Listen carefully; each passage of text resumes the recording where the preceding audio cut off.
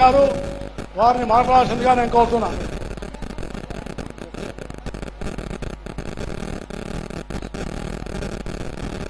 భారత్ మాతాకి. కొంతమంది చాలా మంది భోంచేసి కూర్చున్నారు, మరి నినాదాలు ఇవ్వడానికి ఇబ్బంది అయింది. భారత్ మాతాకి వందే వందే.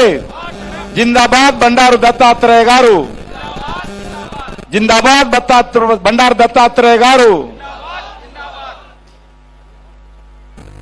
గౌరవనీయులు, నాలాంటి అనేక మందికి మార్గదర్శకులు, మన హైదరాబాద్ నగర బిడ్డ, మన సికింద్రాబాద్ నుంచి అనేక సార్లు పాలన సభ్యులుగా గెలిచినటువంటి వ్యక్తి, హర్యానా హిమాచల్ ప్రదేశ్ 2 రాష్ట్రాలకు గవర్నర్ గా పనిచేసినటువంటి మహానుభావుడు.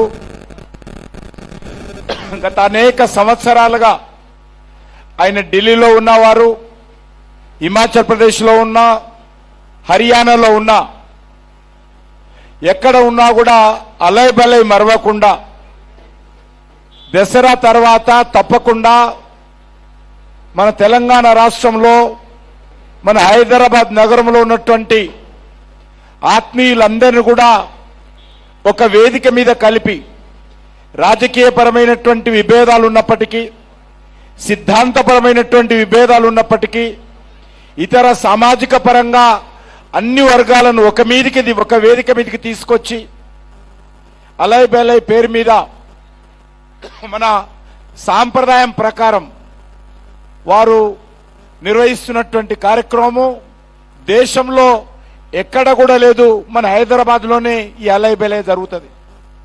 దసరా పండుగ అంతటి ఉన్నప్పటికీ కూడా మరి ఈ రకంగా ఇంత పెద్ద ఎత్తున నిర్వహించడం అనేటువంటిది చాలా గొప్ప విషయం అని సందర్భంగా మనవిస్తున్నాను. దత్తాత్రేయ గారితో పాటు వాళ్ళ కూతురు కూడా ఇందుకు చేయూతనిచ్చి ఈ కార్యక్రమాన్ని మరింత ముందుకు తీసుకెళ్లేటువంటి ప్రయత్నము విజయలక్ష్మి గారు కూడా కొనసాగిస్తా ఉన్నారు. గ్రామాల్లో మనకు తెలుసు, దసరా తర్వాత బంధువుల మధ్యన, పాలోల మధ్యన చాలా గొడవలు ఉంటాయి.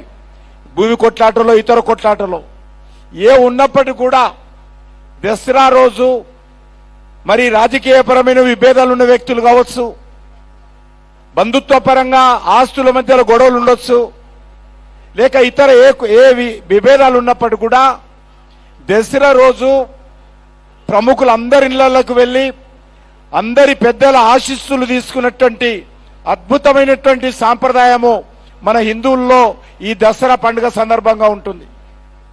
ఈరోజు అదే పద్ధతిలో ప్రతిరోజు టీవీలలో, పేపర్లలో, అనేక కార్యక్రమాల్లో ఒకరినొకరు విమర్శించుకుంటున్నప్పటికీ, ఒకరినొకరు విభేదించుకున్నప్పటికీ, ఒకరినొకరు అనేక రకాలుగా మరి ఛాలెంజ్లు విసురుకుంటున్నప్పటికీ కూడా మరి అందరినీ కూడా వాటన్నిటినీ మర్చిపోయి ఒక వేదిక మీద కలిసేటువంటి అద్భుతమైనటువంటి అవకాశము బండారు దత్తాత్రేయ గారి అలై బలై కార్యక్రమం ఈ సందర్భంగా మనం చేస్తున్నాం.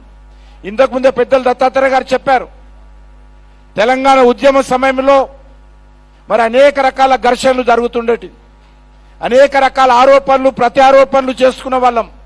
కానీ ఆ సమయంలో కూడా అందరినీ ఒకే వేదిక మీదకి, అది ఆంధ్ర రాష్ట్రానికి సంబంధించినటువంటి నాయకులు కావచ్చు, తెలంగాణ ఉద్యమంలో తెలంగాణ కావాలని కోరుకున్నటువంటి వాళ్ళు కావచ్చు, అందరిని కూడా ఒక వేదిక మీదకి తీసుకొచ్చి ఉద్యమ స్ఫూర్తిని, ఇది ఒక 2 రాష్ట్రాలు పరిపాలన సౌలభ్యం కోసం విడిపోతున్నమే తప్ప తెలుగు వాళ్ళుగా మనము ఆంధ్ర తెలంగాణ అనేటువంటి భావన, విభేదాలు ఉండకూడదనేటువంటి ఆలోచనతోటి ఆ రోజు ప్రారంభించారు. ఇది ఈ రోజు వరకు కూడా ఇంకా కొనసాగుతా ఉంది. ఈరోజు మనం చూస్తా ఉన్నాం, సోషల్ మీడియాలో కానీ అనేక రకాలుగా ఒకరినొకరు మళ్ళీ కలుసుకునేటువంటి అవకాశం లేనట్టు, మళ్ళీ మాట్లాడుకునేటువంటి అవకాశం లేనట్టు, మళ్ళీ ఒక వేదిక మీద ఉండలేమనే విధంగా ఈరోజు విమర్శించుకుంటున్నాం. అయినప్పటికీ వాళ్ళందరినీ కూడా ఈరోజు ఒక వేదిక మీదకి తీసుకొస్తున్నాం. మన హిందూ సాంప్రదాయం ప్రకారము మనము పండుగలప్పుడు అన్ని వర్గాల ప్రజలకు మనమే ఉండడం కాదు, పండుగలంటే సమాజమంతా ఏకం కావడము, పండుగలంటే హిందువులందరూ ఒక వేదిక మీదకి రావడము. ఊళ్ళల్లో కూడా చూస్తాం. మరి బతుకమ్మ పండుగ అయితే ఊళ్ళో ఉన్నటువంటి మహిళలందరూ కూడా కులాలతో సంబంధం లేకుండా, ధనిక పేద అనే తేడా లేకుండా అన్ని వర్గాల మహిళలు ఒకే ఊళ్ళో బొడ్రాయి దగ్గరకు వచ్చి ఆ యొక్క బతుకమ్మ పండుగలో పాల్గొంటారు. అది మన హిందూ మతంలో ఉన్నటువంటి అద్భుతమైనటువంటి గొప్ప సాంప్రదాయం. దసరా పండుగ అంటే అందరూ కూడా మరి కలిసిపోయి ఆ యొక్క దసరా పండుగ చేసుకుంటారు. ఈ రకంగా ఏ పండుగ చేసుకున్నా హిందువులలో, ఏ కార్యక్రమం కొనసాగించినా అన్ని వర్గాల ప్రజలు ఏకమైనటువంటి అద్భుతమైనటువంటి సాంప్రదాయము మన పెద్దలు మనకిచ్చిపోయారు, వారసత్వంగా ఇచ్చిపోయారు. ఆ వారసత్వాన్ని ఈరోజు అలయ్ బలయ్ పేరు మీద దత్తాత్రేయ గారు ముందుకు తీసుకెళ్తా ఉన్నారు. మనకందరికీ తెలుసు, ఈరోజు పండుగల సీజను. మొన్ననే గణపతి ఉత్సవాలు అయిపోయాయి. ఆ తర్వాత బోనాల పండుగ అయిపోయింది. బోనాల పండుగ కాగానే బతుకమ్మ వచ్చింది. బతుకమ్మ కూడా మొన్ననే పూర్తి చేసుకున్నాం.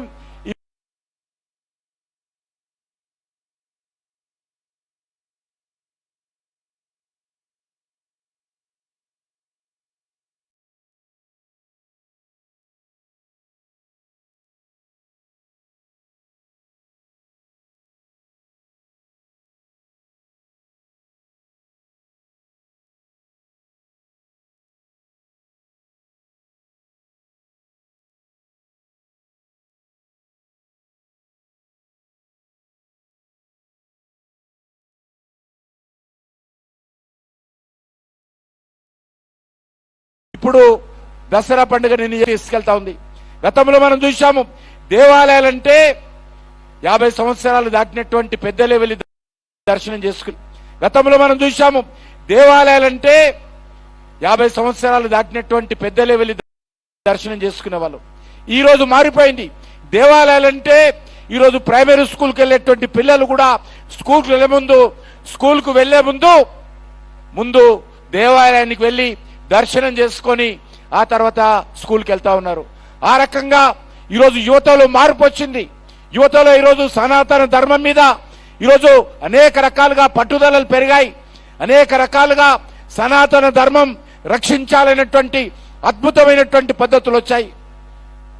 ఈరోజు మనం చూస్తా ఉన్నాం. మరి ఈ యొక్క పండుగల సీజన్లో మన ప్రధానమంత్రి గారు మరొక పండుగ మనకిచ్చారు. అదే జిఎస్టి పండుగ. ఈరోజు పండుగల సీజన్ వచ్చింది కాబట్టి ప్రధానమంత్రి నరేంద్ర మోడీ గారు ఈరోజు అనేక రకాలుగా 350 వస్తువుల మీద ధరలు తగ్గించారు. నాకు తెలిసినంత వరకు ప్రపంచంలో ఏ ప్రభుత్వం కూడా ఒకే ఒకసారి 350 వస్తువుల మీద ధరలు తగ్గించినటువంటి చరిత్ర ప్రపంచంలో ఎక్కడ కూడా చూడలేదు. ఈరోజు ధరలు పెరిగాయంటే దాన్ని స్థిరంగా ఉంచడమే తప్ప, పెంచకుండా చూడాల్సిందే తప్ప తగ్గేటువంటి ప్రసక్తి ఉండదు. కానీ ఈరోజు మనము చరిత్ర తిరగరాశారు మన ప్రియతమ ప్రధానమంత్రి నరేంద్ర మోడీ గారు. పెరిగిన ధరలు తగ్గించి ఈరోజు జిఎస్టి సందర్భంగా అనేక వస్తువులు, పండుగల సందర్భంగా వాడుకునేటువంటి అనేక రకాల వస్తువుల మీద ధరలు తగ్గించి ఈరోజు దసరా దీపావళి పండుగ బహుమతి నరేంద్ర మోడీ గారు దేశంలో ఉన్నటువంటి 140 కోట్ల మందికి ఇచ్చారు. చాలా ధనవంతులకి దానికి సంబంధించినటువంటి ప్రభావం ఉండకపోవచ్చు. కానీ పేద ప్రజలకు, మధ్యతరగతి ప్రజలకు, ఉద్యోగస్తులకు నరేంద్ర మోడీ గారు తగ్గించినటువంటి జిఎస్టి ధరల కారణంగా అనేక రకాలుగా ప్రజలు లబ్ధి పొందుతూ ఉన్నారు. ఈరోజు అంతేకాదు, ఈ దేశంలో ఉన్నటువంటి ప్రతి పౌరుడి పైన కూడా జిఎస్టి ప్రభావం ఉంది. ఎందరూ కూడా అది మెడిసిన్స్ కావచ్చు, బట్టలు కావచ్చు, రోజు మనం వంట చేసుకున్నటువంటి సామాగ్రి కావచ్చు, వంట దినుసులు కావచ్చు, లేకపోతే సైకిల్ కావచ్చు, మోటార్ సైకిల్ కావచ్చు, కారు కావచ్చు, బస్సు కావచ్చు, లారీ కావచ్చు, ట్రాక్టర్ కావచ్చు, ఏ వస్తువు తీసుకున్నా ఎన్నడూ లేని విధంగా ఈరోజు జిఎస్టికి సంబంధించినటువంటి ధరలు తగ్గించి మరి నిజమైనటువంటి అలైబలై జిఎస్టి అలైబలై నరేంద్ర మోడీ గారు మనకు కల్పించారని సందర్భంగా మనయేస్తున్నాను. ఈరోజు మనం చూస్తా ఉన్నాం, ఒకసారి ధరలు పెరిగాయంటే తగ్గవు, ఇక పెరుగుడే తప్ప తగ్గవు ఉండవు. ఇక్కడ కాదు, ప్రపంచంలో అనేక దేశాల్లో చూస్తా ఉన్నాం. కానీ ఈరోజు అద్భుతంగా ధరలు తగ్గించినటువంటి చరిత్ర ఈరోజు మన మోడీ గారు మన దేశానికి ఇచ్చాడు. ఈరోజు అనేక దేశాలలో మన చుట్టుపక్కల దేశాలు తీసుకున్నా అనేక దేశాలు పతనమైపోతా ఉన్నాయి. అనేక దేశాలలో ఈరోజు ప్రభుత్వాలు మారిపోతా ఉన్నాయి. అనేక దేశాలలో ఆర్థిక సంక్షోభంలో ఉంది. అమెరికా లాంటి దేశం తీసుకున్నా, ఇంగ్లాండ్ తీసుకున్నా, ఏ దేశాన్ని తీసుకున్నా అది అభివృద్ధి చెందిన దేశాలు కావచ్చు, అభివృద్ధి చెందుతున్నటువంటి దేశాలు కావచ్చు, అనేక రకాల సమస్యలతో కొట్టుమిట్టాడుతా ఉన్నాయి.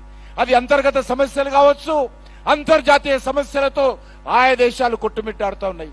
అందుకే ఈరోజు భారతదేశం అంటే అందరికీ కంటగింపుగా ఉంది. భారతదేశం ఏంటి? అతిపెద్ద దేశం ఇది.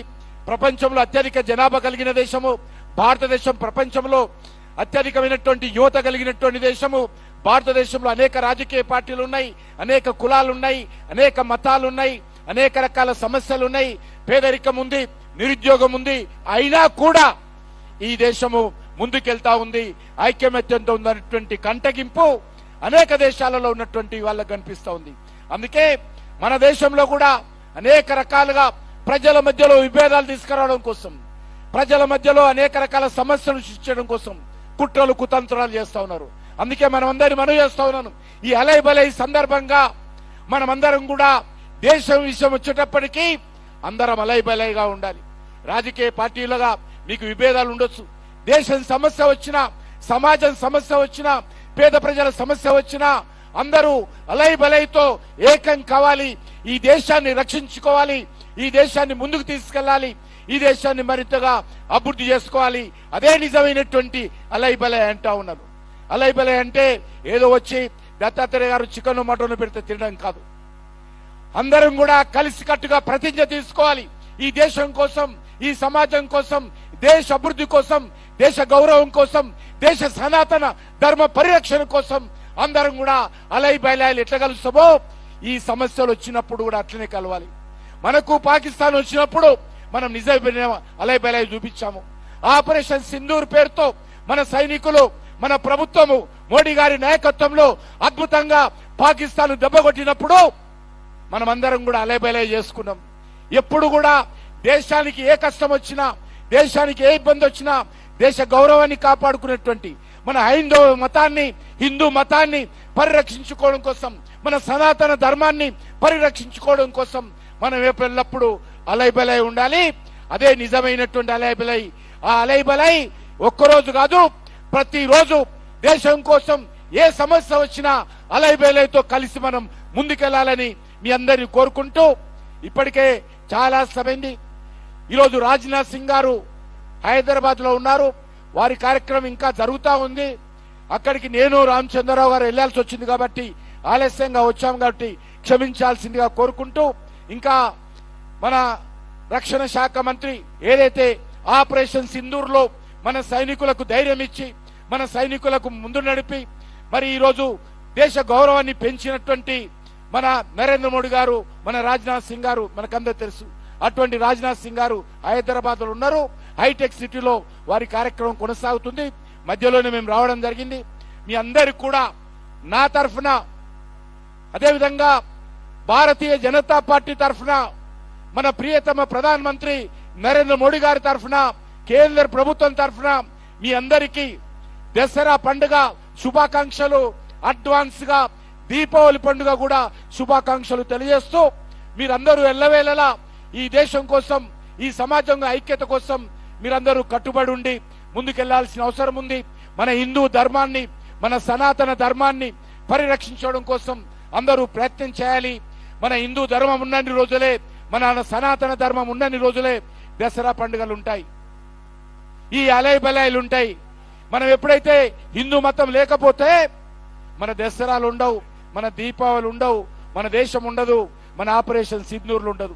కాబట్టి ఏమి చేసినప్పుడు కూడా మన సమాజము, మన ధర్మాన్ని మనం పరిరక్షించుకునేటువంటి ప్రయత్నం కూడా చేయాల్సిందిగా మీ అందరూ కోరుకుంటూ, ప్రత్యేకంగా గౌరవనీయులు పెద్దలు మహనీయులు బండారు దత్తాత్రేయ గారికి, వాళ్ళ కూతురైనటువంటి బీజేపీ రాష్ట్ర కార్యదర్శి విజయలక్ష్మి గారు కూడా ధన్యవాదాలు తెలియజేస్తూ, ఎంతో మంది కార్యకర్తలు గత నెల రోజులుగా ఈ కార్యక్రమాన్ని విజయవంతం చేయడం కోసం అనేక మంది కష్టపడ్డారు. కాబట్టి కార్యకర్తలందరూ కూడా పేరు పేరున నా తరఫున కూడా హృదయపూర్వకమైనటువంటి కృతజ్ఞతలు తెలియజేస్తూ, ప్రత్యేకంగా మీడియా మిత్రులు ఎప్పుడు అలయబలే వచ్చినా అద్భుతంగా ఈ కార్యక్రమాన్ని ప్రజల మధ్యకు తీసుకుపోతారు.